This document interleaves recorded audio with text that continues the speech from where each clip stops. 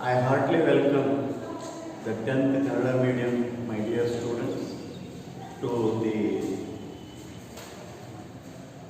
Tunga School online lesson.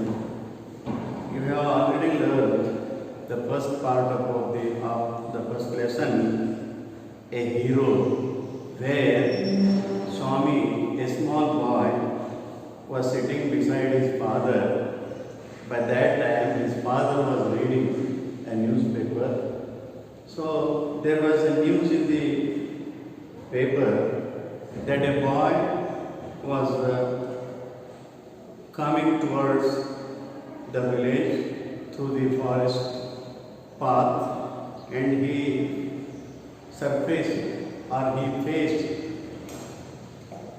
a lion, a tiger.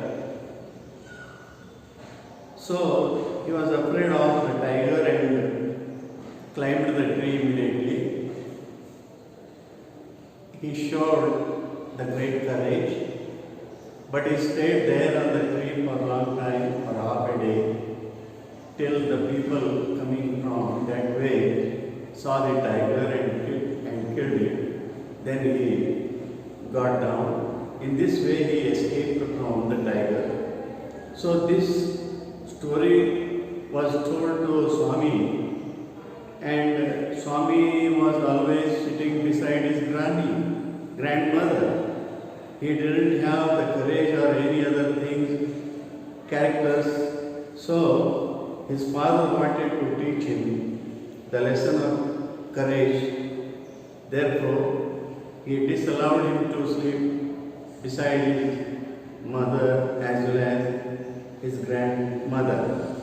So he asked Swami to sleep in his office room, but Swami disputed.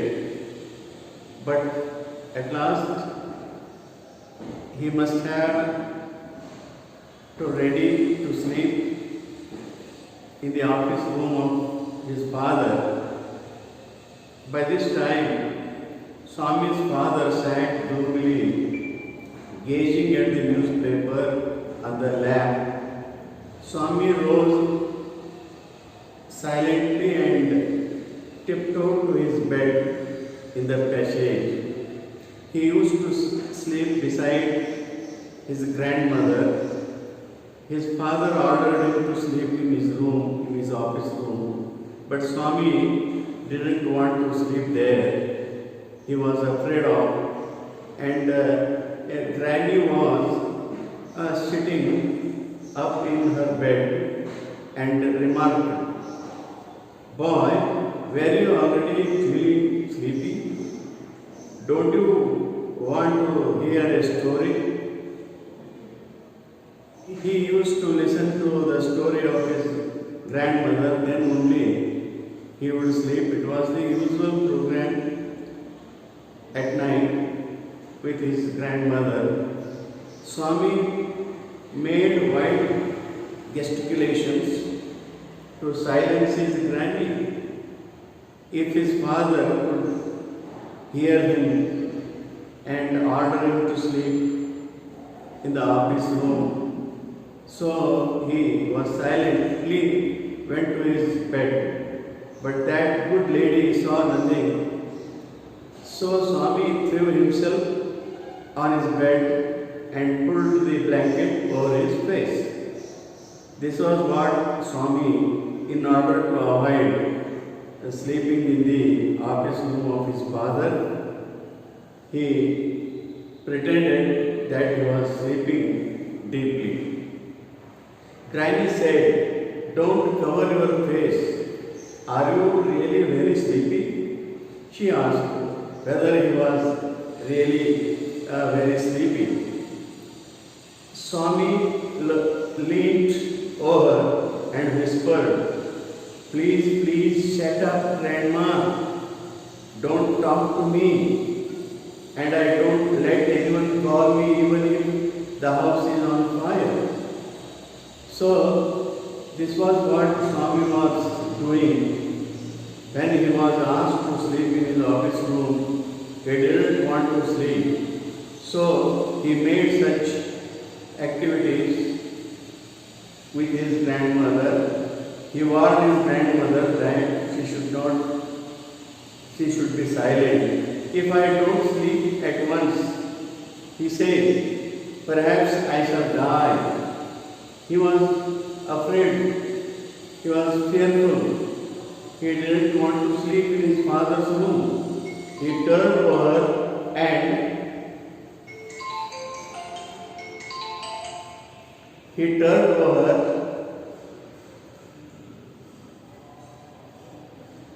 if I don't sleep at once, perhaps I shall die.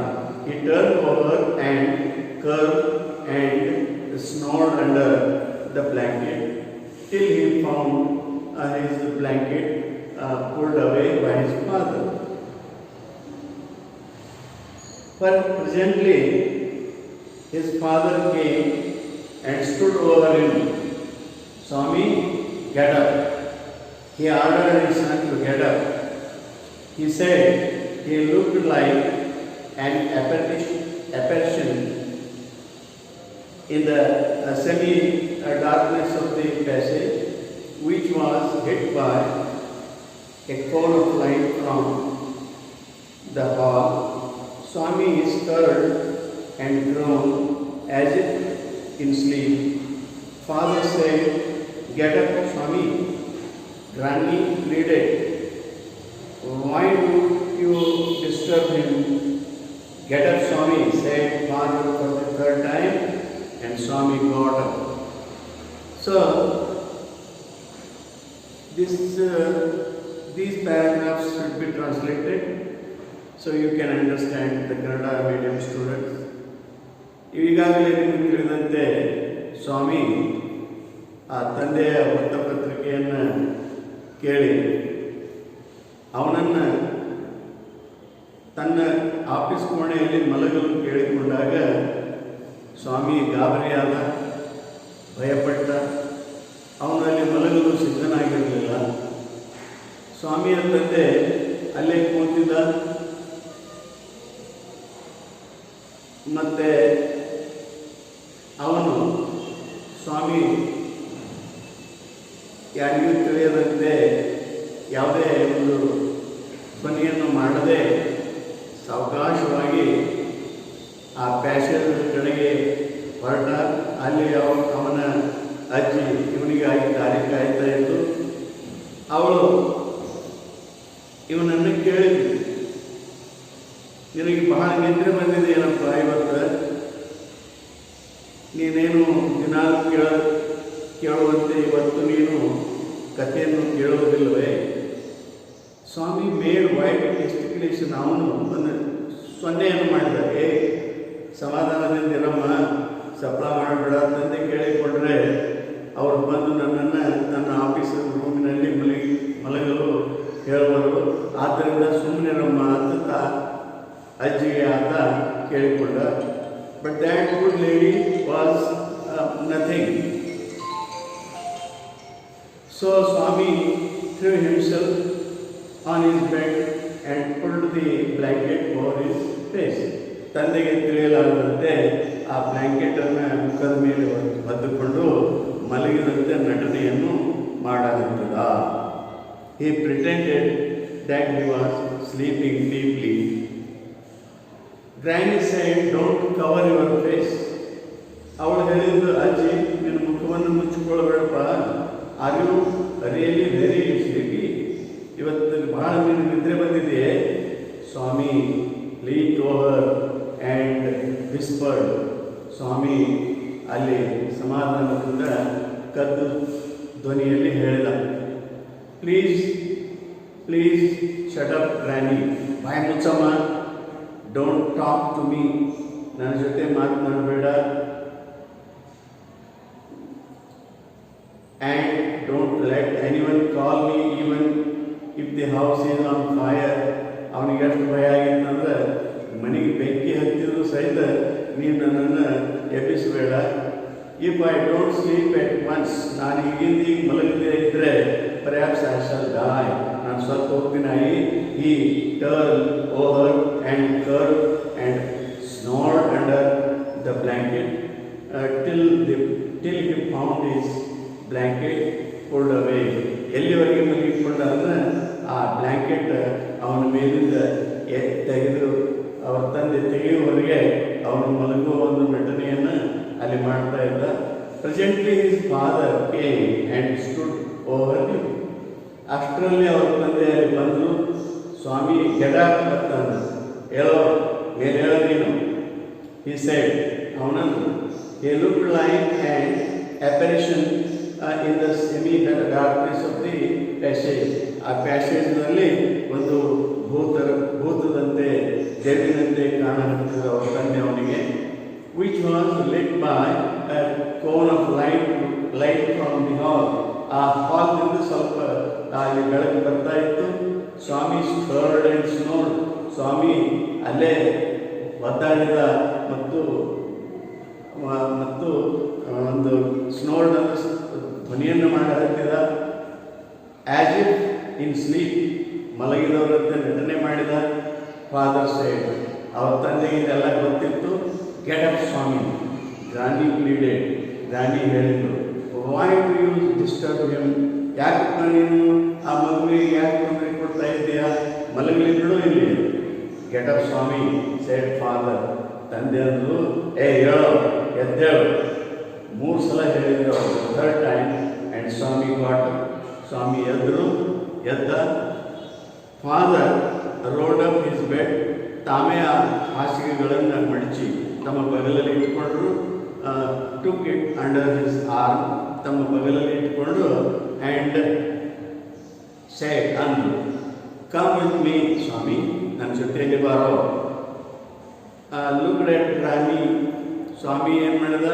ತಮ್ಮ ಅಜ್ಜಿ ಕಡೆಗೆ ನೋಡ್ತಾ ಇದ್ದ. ಏನಾದರೂ ಅಜ್ಜಿ ಇವನನ್ನು ಬಿಡಿಸ್ಬೋದೇನೋ ಅಲ್ಲಿ office ರೂಪಿನಲ್ಲಿ ಮಲಗಲು. ಗ್ರಾನಿ ಹೆಸಿಟೇಟೆಡ್ ಫಾರ್ ಎ ಮೊಮೆಂಟ್. ಸ್ವಲ್ಪ ಕ್ಷಣ ಆತ ಹಿಂದೆ ಮುಂದೆ ನೋಡಿದ. And followed his father. ಅದು ಅನಿವಾರ್ಯವಾಗಿ ಅವರ ತಂದೆಯನ್ನು ಅನುಸರಿಸಿ ಹೋದ. ಎಲ್ಲಿ? Into the office room. Office ಕೋಣೆಗೆ ಈತ ಹೋದ. ಆನ್ ದಿ ವೇ, ಹಾದಿಯಲ್ಲಿ he threw a look of appeal at his mother.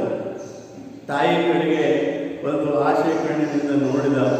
ತಾಯಿ ಏನಾದರೂ ಇವನನ್ನು ಆ ಆಫೀಸ್ ಕೋಣೆಯಲ್ಲಿ ಮಲಗಲು ಬಿಡಿಸಬಹುದೇನೋ ಅಂಥೇಳಿ ಆ ತಾಯಿಯ ಕಡೆಗೆ ನೋಡಿದಾಗ ಅಲ್ಲೇ ಏನಾಯಿತು? ತಾಯಿ ಅಂದರು, why do you take him to the office room? ಅವನನ್ನು ಯಾಕೆ ಕೋಣೆಯ ಕಡೆಗೆ ಕರೆದೊಯ್ತಾ ಇದ್ದೀರಾ? He can sleep in the hall. I think ಇವ ಆಫೀಸ್ನಲ್ಲಿ ಮಲಗುವುದರ ಬದಲಾಗಿ ಈ ಹಾಲ್ನಲ್ಲಿ ಮಲಗಲಿಲ್ಲ. ನೀವು ಯಾಕೆ ಆ ಕೋಣೆಗೆ ಕರೆದುಕೊಂಡು ಹೋಗ್ತೀರ ಅಂತ ತಾಯಿ ಅಂದರು. ಅವಾಗ ತಂದೆ, ಐ ಡೋಂಟ್ ಥಿಂಕ್ ಸೋ, ನಾನು ಅದನ್ನು ವಿಚಾರ ಮಾಡೋದಿಲ್ಲ. Father said and Swami shrank behind him with bowed head. ತಲೆಯನ್ನು ಬಾಗಿಸಿ ಸ್ವಾಮಿ ಸಮಾಧಾನದಿಂದ ರಹಸ್ಯವಾಗಿ ಅವನ ಬೆನ್ನ ಹಿಂದೆ ಹಾಗೆ ಹೋಗಲಾಗ್ತದ. Let me sleep in the hall father, Swami pleaded. Swami ಮತ್ತೆ ರಿಕ್ವೆಸ್ಟ್ ಮಾಡಿದ, ನಾನು ಹಾಲ್ನಲ್ಲಿ ಮಲಗ್ತೀನಲ್ಲಪ್ಪ ಅಂತಂದ. Your office room is very dusty and there may be scorpions behind your law books. ನಿನ್ನ ಆಫೀಸ್ನಲ್ಲಿ ಹೆಚ್ಚು ಧೂಳಿದೆ ಮತ್ತು ನಿನ್ನ ಲಾ ಬುಕ್ಗಳ ಹಿಂದೆ ಯಾವುದಾದ್ರೂ ಚೋಳುಗಳು ಅದಾವ ಅಂತ ನನಗೆ ಅನಿಸ್ತದೆ. ಅದಕ್ಕೆ ನಾನು ಅಲ್ಲಿ ಯಾವುದೇ ಒಂದು ಕುಂಟು ನೆವಗಳನ್ನು ಹೇಳಿ ಈತ ಅದನ್ನು you wanted to avoid sleeping in the office room. There are no scorpions little fellow. ಅಲ್ಲೇನು ಯಾವ ಚೋಳುಗಳಿಲ್ಲ. Sleep on the bench if you like. ನೀನು ನೆಲಕ್ಕೆ ಮಲಗಲಿಲ್ಲ ಅಂದರೆ ಬೆಂಚಿನ ಮೇಲಾದರೂ ಮಲಗಬಹುದು. Can I have a lamp burning in the room? ಕೋಣೆಯಲ್ಲಿ ನಾನು ಬೆಳಕನ್ನು ಇಟ್ಕೊಂಡು ಮಲಗಬಹುದೇ ಅಂತ ಕೇಳಿದ. ಅವಾಗ ತಂದೆ ಅಂದರು, no, you must learn not to be afraid of darkness. ನೀನು ಕತ್ತಲೆಗೆ ಅಂಜಬಾರದು ಅಂತ ಹೇಳಿ ನಾನು ನಿನಗೆ ಇದನ್ನು ಕಲಿಸ್ತಾ ಇದ್ದೇನೆ. It is only a question of habit. ಇದು ನಿನಗೆ ಒಂದು ರೂಢಿಯಾಗಿ ಬೆಳೆಯಬೇಕು. You must cultivate good habits. ನೀನು ಒಳ್ಳೆಯ ಗುಣಗಳನ್ನು ನೀನು ಕಲಿಬೇಕು. ಅದರ ಸಲುವಾಗಿ ಈ ಒಂದು ಕೋಣೆಯಲ್ಲಿ ನಿನ್ನನ್ನು ಮಲಗಲು ನಾನು ಒತ್ತಾಯಿಸ್ತಾ ಇದ್ದೇನೆ ಅನ್ನೋದು ತಂದೆಯ ಒಂದು ವಾದ. Will you at least leave the door open? ತಂದೆಯನ್ನು ಮತ್ತೆ ಕೇಳಿದ, ನಾನು ಈ ಬಾಗಿಲನ್ನು ತೆರೆದಿಡಬಹುದೇ?